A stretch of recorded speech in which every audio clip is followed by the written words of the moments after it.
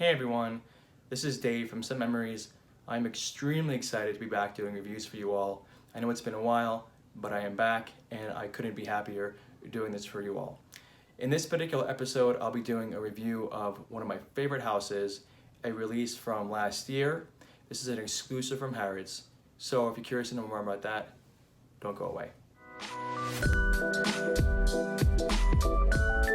So welcome back everyone. Before we do any review, if you haven't already, I would love it if you can subscribe to my channel by clicking the little subscribe button down below and the bell. That way when I do release a video, you'll be notified. Before we do go on though, I do want to just discuss why I've been out for such a long time. I know it's been a couple of months and I do want to apologize to all my subscribers and my viewers. I meant no disrespect whatsoever. I did have COVID and I did lose my sense of smell for a little over 2 months, so I couldn't really do any reviews or videos without my sense of smell. That would be lying to you all and that would not be right. So my deepest apologies. But now that I'm back, I will be doing a lot more reviews and I couldn't be more excited.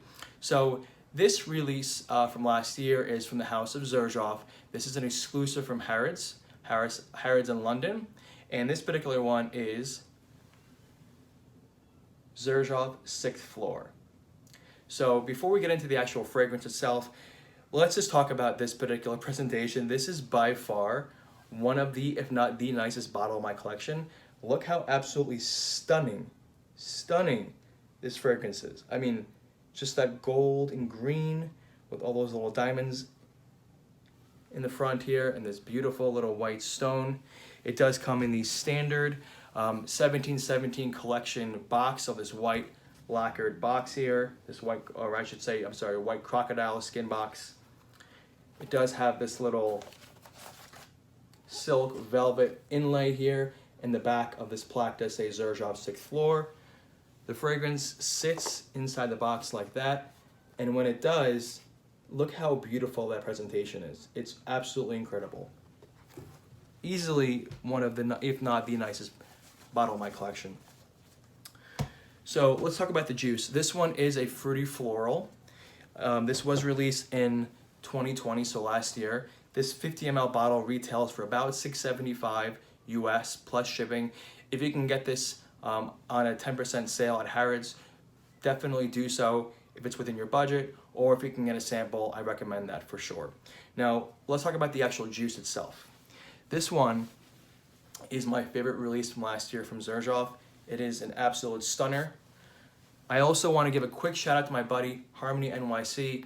He put me onto this one and definitely was influential on helping me get this one, so I appreciate you.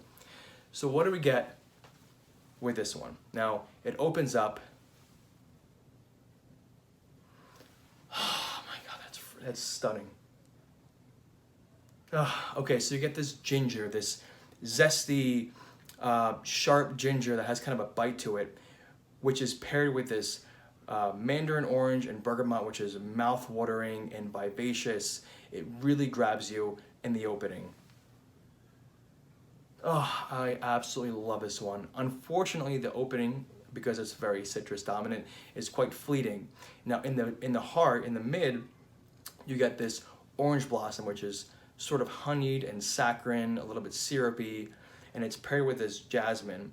And the jasmine is a little bit forested and woodsy and sylvan, which gives it a little bit of a darker, denser feel. And it's paired with this tuberose, which luckily for me is not overly dense or overly prominent, because I'm not a huge fan of tuberose, and daffodil. Now, it has a rather floral mid, but as it's paired with those more vivacious, zesty top notes.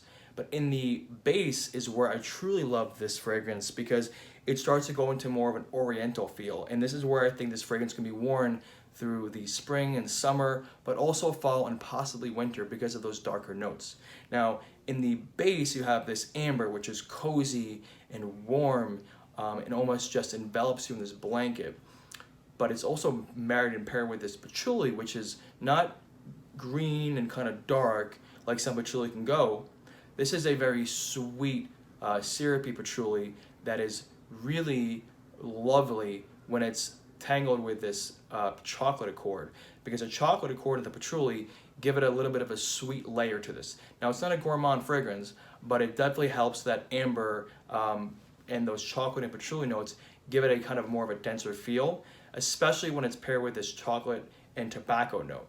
Now the tobacco note is a little bit caramelic, it's a little bit almost whiskey-like and ostentatious, and it's really, really beautiful.